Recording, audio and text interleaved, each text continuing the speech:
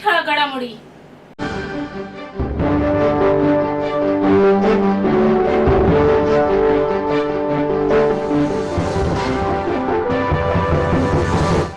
सासूसह पतीशी झालेल्या कौटुंबिक वादातून नवी मुंबईतील घरातून बाहेर पडून डायगरमधील मंदिरात थांबलेल्या एका 30 वर्षीय विवाहितेवर सामूहिक बलात्कार करून तिचा खून करणाऱ्या श्यामसुंदर प्यारचंद शर्मा याच्यासह तिघांना अटक केल्याची माहिती ठाण्याचे पोलीस उपायुक्त सुभाष बुरसे यांनी दिले. तिघांनाही 10 जुलैपर्यंत पोलीस कोठडीत ठेवण्याचे आदेश ठाणे कोर्टाने दिले आहेत. शिळगाव येथील घोळ गणपती मंदिराच्या मागे या महिलेचा मृतदेह अर्धनग्न अवस्थेत 9 जुलै 2024 रोजी डायगर पोलिसांना मिळाला होता. तिच्या शरीरावर जखमा असल्याचे, तिचा खून झाल्याची शक्यता वर्तवण्यात आली होती. त्यानुसार शीळ डायगर पोलीस ठाण्यात भारतीय न्याय संहिता कलम 103 नुसार खुनाचा गुन्हा दाखल झाला. चौकशीमध्ये नवी मुंबईच्या NRI पोलीस ठाण्यात बेलापूर गावातून एक महिला बेपत्ता असल्याची माहिती समोर आली. ती बेपत्ता असल्याची तिच्या वडिलांनी FRI पोलीस ठाण्यात 7 जुलै रोजी दाखल केली होती. ओळख पटल्यानंतर या प्रकरणी डायगर पोलीस ठाण्यात खुनाचा गुन्हा दाखल झाला होता. त्यानंतर वरिष्ठ पोलीस निरीक्षक संदीपमान शिंदे यांच्या मार्गदर्शनाखाली सहाय्यक पोलीस निरीक्षक महेश काळे, अब्दुल मलिक, उपनिरीक्षक संकेत शिंदे आदींची 3 पथके बनवून आरोपींचा शोध सुरू केला. घटनास्थळी मिळालेल्या CCTVतील फुटेज पडताळल्यानंतर डायगर भागातील घोळ गणपती मंदिर आणि गौशाला परिसरातील संतोषकुमार मिश्रा, राजकुमार पांडे या दोघांना मंदिर परिसरातून ताब्यात घेतले. त्यांना बोलते केल्यानंतर त्यांनी तिच्या खुनाची कबुली दिली. त्यांचा साथीदार श्यामसुंदर शर्मा या तिघांनी मिळून रात्रीच्या वेळी मंदिरात थांबलेल्या या महिलेला चहामध्ये भांगेच्या गोळ्या टाकून गुंगीमध्ये तिच्यावर सामूहिक बलात्कार केल्याची कबुली दिली. शुद्ध आल्यावर तिने आरडाओरड केल्यामुळे तिने या प्रकाराची वाच्यता करू नये म्हणून मंदिरामागील दरीत नेऊन दगडाने तिची हत्या केल्याचे या चौकशीत त्यांनी सांगितले. तिसरा आरोपी शर्मा याला मानखुर्द भागातून अटक केली आहे. घोळ गणपती परिसरात लावलेल्या CCTVचे केबल तोडून आरोपींनी पुरावाही नष्ट केला होता. मात्र तांत्रिक तपासाच्या आधारावर पोलिसांनी त्यांना अटक केले. ठाणे महानगरपालिका आणि ठाणे शहर दैनिक पत्रकार संघ यांच्या संयुक्त विद्यमाने 19 ऑगस्ट या जागतिक छायाचित्र दिनानिमित्त ठाणे महापालिका चषक 2024 या राष्ट्रीय छायाचित्र स्पर्धा हिंदू हृदय सम्राट शिवसेना प्रमुख बाळासाहेब ठाकरे स्मारक इटर्निटी सर्व्हिस रोड टीनाथ नाका येथे आयोजित करण्यात आली आहे. या स्पर्धेत जास्तीत जास्त छायाचित्रकारांनी तसेच नागरिकांनी सहभागी व्हावे असे आवाहन पालिका आयुक्त सौरभ राव यांनी केले आहे. ठाणे महापालिका चषक 2024 या राष्ट्रीय छायाचित्र स्पर्धेची माहिती देण्यासाठी काल महापालिकेतील कैलासवासी नरेंद्र भल्ला सभागृहात पत्रकार परिषदेचे आयोजन करण्यात आले होते. या पत्रकार परिषदेत उपायुक्त उमेश बिरारी, उपायुक्त तथा क्रीडा अधिकारी मिनल पालांडे, ठाणे शहर दैनिक पत्रकार संघाचे अध्यक्ष आनंद कांबळे, सचिव निलेश पानमन, कार्याध्यक्ष विकास काटे, खजिनदार विभव बिरोडकर उपस्थित होते. या स्पर्धेसाठी जिल्हा, राज्य आणि राष्ट्रीय स्तरावरून प्राप्त होणाऱ्या छायाचित्रांचे नामवंत छायाचित्रकारांकडून प्रशिक्षण करण्यात येणार असून स्पर्धेतील विजेत्या व निवडक छायाचित्रांचे प्रदर्शन 17 ते 20 ऑगस्ट 2024 या कालावधीत भरवण्यात येणार असल्याची माहिती महापालिका आयुक्त सौरभ राव यांनी दिली. गेल्या वर्षी जवळपास 4600 छायाचित्रकारांनी आपला सहभाग या स्पर्धेत नोंदवला असल्याचे आयुक्तांनी नमूद केले. राष्ट्रीय स्तरावरील स्पर्धेसाठी जिल्हा, राज्य आणि राष्ट्रीय असे 3 स्तर ठेवण्यात आले आहेत. राष्ट्रीय स्तरावरील स्पर्धेसाठी performing art festival, wild life, राज्य स्तरावरील स्पर्धेसाठी wedding, new photo future story, तर जिल्हा स्तरावरील स्पर्धेसाठी ठाणे 24 मान्सून हे विषय ठेवण्यात आले आहेत. तसेच महाविद्यालयीन तरुणींसाठी रिफ्लेशन हा विषय ठेवण्यात आला आहे. तर यावर्षी महापालिका अधिकारी, कर्मचारी व खास ज्येष्ठ नागरिकांसाठी ही स्पर्धा ठेवण्यात आली असून या स्पर्धेसाठी डेली लाईफ हा विषय ठेवण्यात आला आहे. या स्पर्धेसाठी एकूण 6,75,000 रुपयांच्या रोख पारितोषिकांसह सन्मानचिन्ह व प्रशस्ती पत्रक देण्यात येणार आहे. तसेच सहभागी सर्व छायाचित्रकारांना सहभाग प्रमाणपत्र दिले जाणार आहे. घाटकोपर येथील होल्डिंग दुर्घटनेत 16हून अधिक बळी गेल्यानंतर ठाणे महापालिका प्रशासनाचे डोळे उघडले दिसत नाहीत. ठाण्याच्या माजिवडा उड्डाणपुलानजीकच्या सोसायटीच्या जागेत परवानगी विना उभारलेल्या होल्डिंगची टांगती तलवार कायम असल्याने रहिवासी धास्तावले आहेत. अतिवृष्टी आणि सोसायटीच्या वाऱ्यामुळे हा उत्तुंग होल्डिंग कोसळण्याची भीती व्यक्त होत आहे. परवानगीचे सर्व निकष डावलून उभारलेल्या मंगल पब्लिसिटीचा हा उत्तुंग होल्डिंग हटवण्याचे निर्देश न्यायालयाने दिले होते, तरी कुठलीही कारवाई होत नसल्याने ठाणे महापालिका आणि पोलीस प्रशासन मंगल अमंगल होण्याची वाट पाहत आहे का, असा संतप्त सवाल सोसायटीतील रहिवाशांनी केला आहे. दरम्यान होल्डिंगच्या मालकाचे ठाणे महानगरपालिका आणि पोलिसांचीही आर्थिक लागेबंद असल्याने होल्डिंगला अभय दिल्याचा आरोप रहिवासी करतायत. तेव्हा अनधिकृत होल्डिंग तात्काळ हटवून संबंधितांची लाचलुचपत प्रतिबंधक विभागाकडून चौकशी करावी अशी मागणी सोसायटीने निवेदनाद्वारे केली आहे. ठाण्यातील माजिवडा उड्डाणपुलानजीकच्या सर्व्हिस रोडवर धर्मवीर आनंदिगे यांच्या आशीर्वादाने उभारलेली आनंद कवच cooperative housing society Shahunagar society आहे.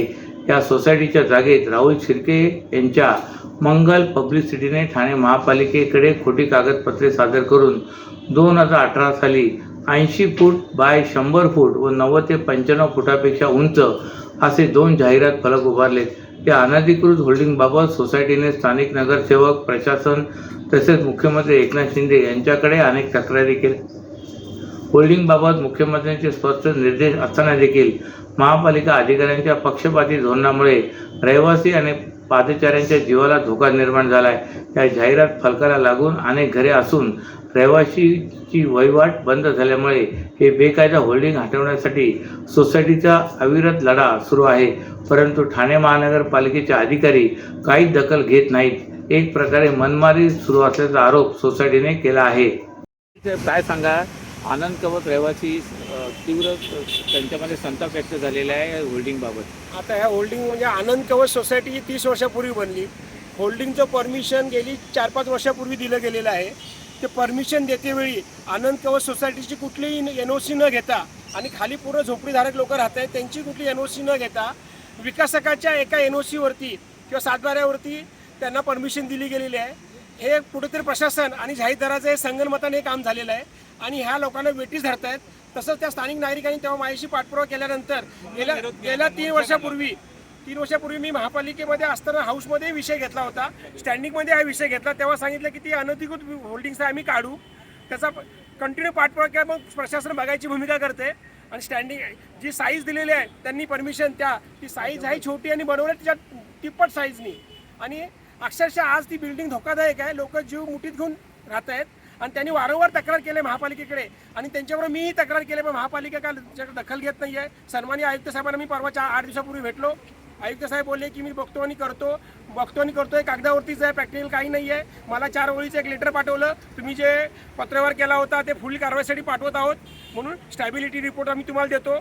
ते पण काय पत्र दिलेलं आहे, फक्त त्या पत्रामध्ये लिहिलेलं स्टॅबिलिटी पत्र देतो. पण जर तिथे सोसायटी 30 वर्षापूर्वीची आहे, सोसायटी लिगल आहे, रजिस्टर ॲग्रीमेंट करून लोक राहायला येत आहेत, त्या सोसायटीची NOC न घेता आणि डायरेक्ट जर जुना मालक म्हणून सातबाऱ्यावर परमिशन कुठल्या अँगलनी देत आहेत आणि आज ही लोक जर उद्या जीवितहानी झाली ह्याला जबाबदार कोण? ह्यासाठी मी त्यांच्याशी सक्रिय पाठपुरावा करतोय. कमीत कमी 8 ते 10 वेळा मी पत्रव्यवहार केला त्या 2-3 वर्षामध्ये. पण पूर्ण जाणून बुजून हे फक्त त्या जाहिरातदाराला हाताशी घालणं किंवा यांचा अंडरस्टँडिंग असेल हे सगळं तक्रारी केल्या होत्या तुम्ही? तर आम्ही आत्ता आमच्या नगरसेवकांनी जे सांगितलं ते पूर्णपणे नगरसेवकांनी सांगितलं ते पूर्णपणे सत्य आहे आणि तीच परिस्थिती आम्ही भोगतोय. इथनं आम्ही हे होल्डिंग बनवत असताना 50-60 लोक, महिला, मुलं, बायका घेऊन आम्ही पोलीस स्टेशनला तक्रारी दाखल केल्या. आमच्या तक्रारीची दखल घेतलेली नाही. नगरपालिकेत पण आम्ही आमच्या नगरसेवकांना घेऊन डेलिगेशन घेऊन आम्ही सगळे गेलो होतो. तिथेही काही तक्रार घेतली जात नाही आणि हे धोकादायक परिस्थिती इतकी गंभीर आहे. आणि जी घटना ऑक्टोबरला मुंबईला घडलेली आहे ते बघितल्यानंतर आम्हाला एवढा धसका बसतो की ते रात्री झोप येत नाही मुलाबाळांना घेऊन.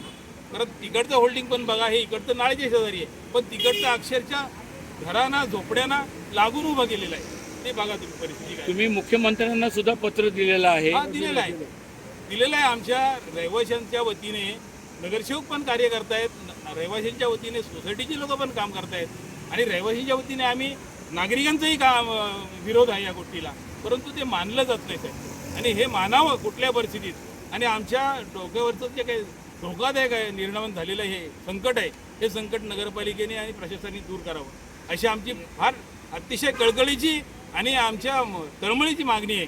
एवढी पूर्ण करायला पाहिजे.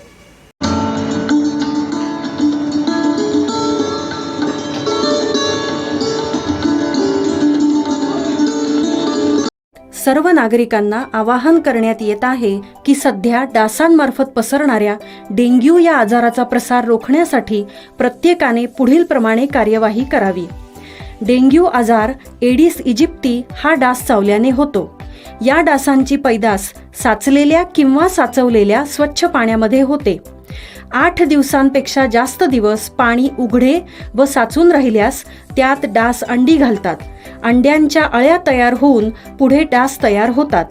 यासाठी आपल्या घरातील पाणी साठे उदाहरणार्थ बॅरल्स, पिंपे, टाक्या, हौद, रांजणे इत्यादी दर आठवड्याला रिकामे करून घासून पुसून कोरडे करून पुन्हा भरावे. 1 दिवस कोरडा दिवस म्हणून पाळावा. पाणी साठ्यांना घट्ट झाकणे बसवावीत किंवा जुनी साडी, चादर, धोतर यांनी बांधून झाकून ठेवावीत, म्हणजे डास त्यात जाऊन अंडी घालणार नाहीत. घराच्या गच्चीवर, आजूबाजूला, अंगणात कोठेही पाणी साचू देऊ नये. भंगार सामान उघड्यावर टाकू नये. उदाहरणार्थ टायर्स, प्लास्टिक सामान, कुंड्या, टाकाऊ वस्तू इत्यादी. अशा सामानात पावसाचे पाणी साठून त्यात डेंग्यूच्या डासांची पैदास होते.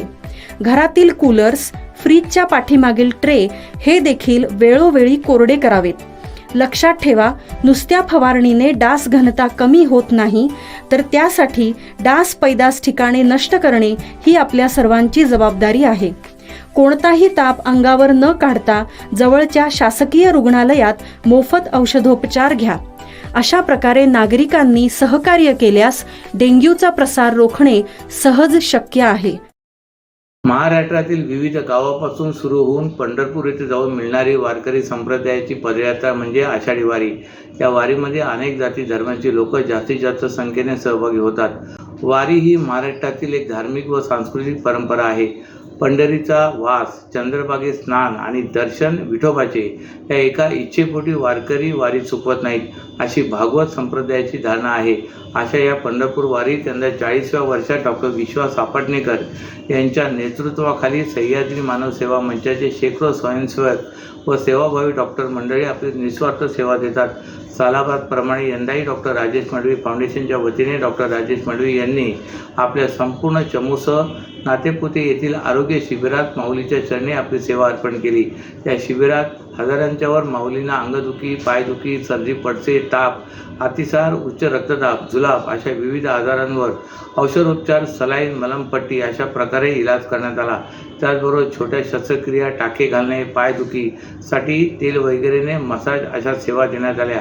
त्यासाठी संस्थेच्या वतीने surgeon doctor Vishwas Sapatnekar, doctor Rajesh Madvi, doctor BK, doctor Rao, doctor Bapat, Jyoti Hardikar, Ravindra Karadkar, Vinay Naphade, Shashikant Mahakal, Rajendra Shah, Uday Polikar आणि इतर सेवेकरी सेवा देत होते.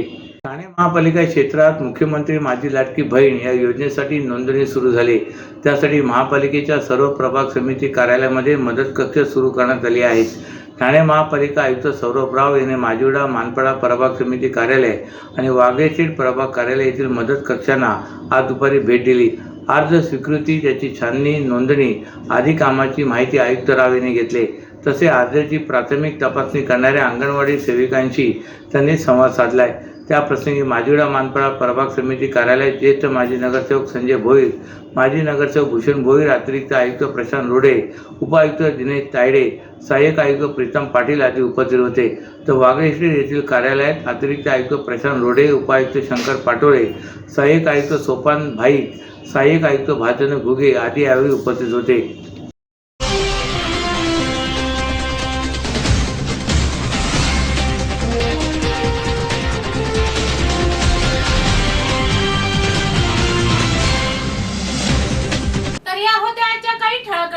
तर पुन्हा भेटू याच वेळी याच ठिकाणी. ठाणे दर्पण या वृत्तवाहिनीचे प्रसारण YouTube वर पाहायला विसरू नका.